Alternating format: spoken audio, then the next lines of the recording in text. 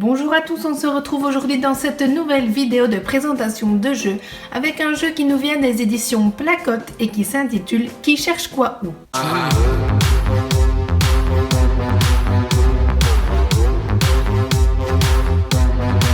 Dans la boîte, vous avez de superbes scènes imagées et différents paquets de cartes avec des questions. Les planches sont de difficulté croissante, c'est-à-dire qu'il vaut mieux commencer par la planche où est, ensuite c'est quoi, c'est qui, et pour finir qu'est-ce qu'il ou elle fait. Vous choisissez la planche avec laquelle vous souhaitez jouer et prenez les cartes correspondantes. Dans les paquets de cartes, il y a deux petites catégories, c'est-à-dire les cartes où est, donc correspondantes à la planche avec des questions que l'on posera à l'enfant, et également des cartes cherche partout, qui, comme leur nom l'indique, demanderont donc aux patients de chercher un objet dans la scène. Quelques exemples de cartes.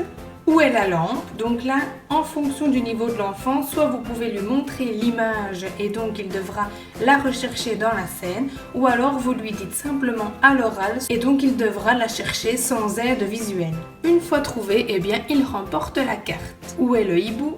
Où est la pantoufle, etc. Pour les cartes cherche partout, c'est donc le même principe.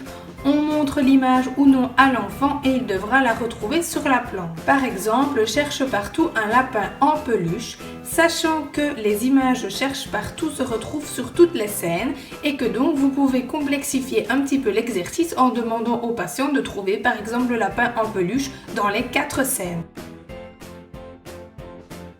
Je vous montre quelques exemples pour les autres cartes donc que vous utiliserez sur les autres plateaux plus compliqués. Par exemple, c'est qui? Et l'enfant doit trouver un bébé garçon, un papy et par exemple une mamie.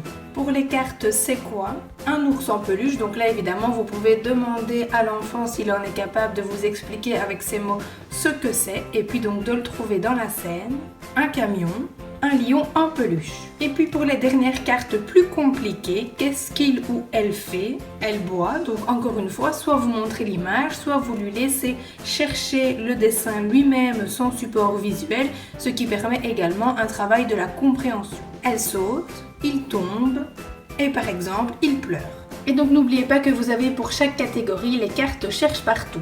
Les illustrations sont juste sublimes et j'adore vraiment ce jeu, il plaît beaucoup aux tout petits et encore une fois, comme je trouve qu'on n'a pas beaucoup de matériel pour les tout petits, ben c'est vraiment un matériel que j'adore et que j'utilise au quotidien. Et puis comme vous avez pu le voir, le vocabulaire ainsi que les situations sont vraiment choisis en fonction de l'âge des patients donc qui pourront utiliser ce matériel. C'est vraiment toutes des choses qui sont finalement dans leur quotidien. On voit là la plaine de jeux, il y a la chambre, donc le coucher le soir, il y a la garderie, etc. Enfin, c'est vraiment des choses de leur quotidien et donc ils se retrouvent assez facilement dans ce jeu. Voici donc pour ce jeu de chez Placote qui j'espère vous aura plu et on se retrouve très vite pour de nouvelles vidéos.